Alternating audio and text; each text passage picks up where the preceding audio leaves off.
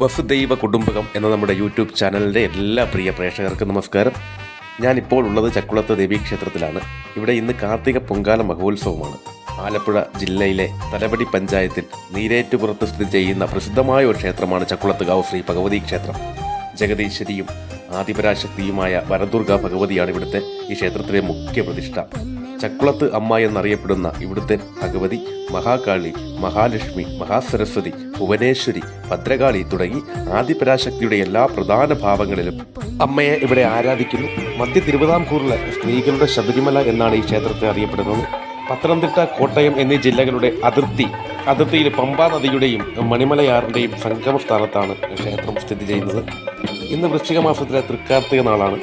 സാക്ഷാൽ പ്രപഞ്ചനാഥയായ ഭഗവതിക്ക് മുൻപിൽ സ്ത്രീകൾ ഇഷ്ടകാര്യ സിദ്ധിക്കായി നടത്തുന്ന ഒരു വഴിപാടാണ് പൊങ്കാല. ആഴ്ചയിലെ ചൊവ്വ, വെള്ളി ദിവസങ്ങളാണ് ദർശനത്തിന് പ്രധാന ദിവസങ്ങൾ. അതുപോലെ പൊതുവെ ചൊവ്വാഴ്ചയും വെള്ളിയാഴ്ചയും ഞായറാഴ്ചയും ഇവിടെ ദർശനത്തിനായി നല്ല തിരക്ക് അനുഭവപ്പെടാറുണ്ട്. ഇവിടുത്തെ നട തുറക്കുന്നത് രാവിലെ 4:30 മുതൽ ഉച്ചയ്ക്ക് 1 മണി വരെയും അത് കഴിഞ്ഞ് വൈകുന്നേരം 4:30 മുതൽ രാത്രി 8 മണി വരെയുമാണ്. ഇന്ന് വൈകുന്നേരം നടക്കുന്ന കാർത്തിക സ്തംഭം, ലക്ഷദീപം, അതുപോലെ ധനുമാസത്തിലെ മുപ്പെട്ട്, എല്ലാ വെള്ളിയാഴ്ചകളിലും നടക്കാറുള്ള നാരീ പൂജ, വിളിച്ചു ചൊല്ലിയുള്ള പ്രാർത്ഥന, ലഹരി വിമോചന പ്രതിജ്ഞ എന്നീ ചടങ്ങുകളാണ് ഇവിടുത്തെ വിശേഷാൽ ചടങ്ങുകൾ. ഇന്ന് പൊങ്കാല അർപ്പിക്കുവാൻ എത്തുന്ന ഭക്തർ ഇന്ന് ക്ഷേത്രത്തിലെത്തി ദേവിയെ കണ്ട് തൊഴുതതിന് ശേഷമാണ് പൊങ്കാല ഇടുന്നത്. പട്ടമന എന്ന അറിയപ്പെടുന്ന അതൊരു നമ്പൂതിരി കുടുംബ വകയാണ് ക്ഷേത്രഭരണം. ക്ഷേത്രത്തിൻ്റെ ഐതിഹ്യം എന്ന് പറയുന്നത് ഇപ്രകാരമാണ്. പണ്ട് നമ്മൾ ഇപ്പോൾ നിൽക്കുന്ന ഈ പ്രദേശം വലിയ ഒരു ഘോര സർപ്പങ്ങളാൽ നിറഞ്ഞ ഒരു വലിയ വനമായിരുന്നു. ആ കാലത്ത് ഒരു വേടനും കുടുംബവും വിറക് ശേഖരിക്കുന്നതിനായി ഇവിടെ എത്തി വനത്തിലിറങ്ങി വിറക് വെട്ടിക്കൊണ്ടിരിക്കുമ്പോൾ വേടൻ്റെ അടുക്കലേക്ക് ഒരു സർപ്പം പാഞ്ഞെത്തി.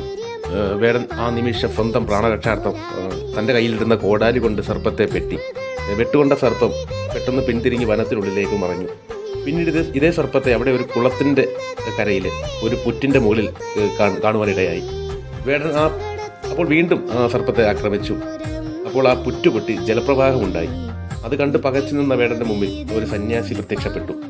വേടനെ ആ സന്യാസി ആശ്വസിപ്പിച്ചു. അപ്പോഴേക്കും ആ വേടൻ്റെ കുടുംബവും അവിടെ എത്തി. ആ സന്യാസി അവരോട് പറഞ്ഞു, നിങ്ങൾ ഭയപ്പെടേണ്ട, വെള്ളത്തിന് പാലും തേനും കലർന്ന നിറം വരുമ്പോൾ ജലപ്രവാഹം അവസാനിക്കുമെന്ന് പറഞ്ഞു. പുറ്റിനകത്ത് പരാശക്തി ജലശേഖരം നടത്തിയ വെള്ളമാണ് ഇതെന്നും പുറ്റ് പൊളിച്ച് നോക്കിയാൽ ഒരു വിഗ്രഹം കാണാമെന്നും ആ സന്യാസി അവരോട് പറഞ്ഞു. ഈ വിഗ്രഹത്തെ വനദുർഗ എന്ന് സങ്കല്പിച്ച് ആരാധിച്ചാൽ സർവ്വ ഐശ്വര്യങ്ങളും ഉണ്ടാകുമെന്ന് സന്യാസി അവരോട് പറഞ്ഞു. എന്നിട്ട് പുറ്റ് ഉടച്ച് സന്യാസി ആ വിഗ്രഹം പുറത്തെടുത്ത് ആ വേടനെ ഏൽപ്പിച്ച് സന്യാസി അപ്രത്യക്ഷമായി.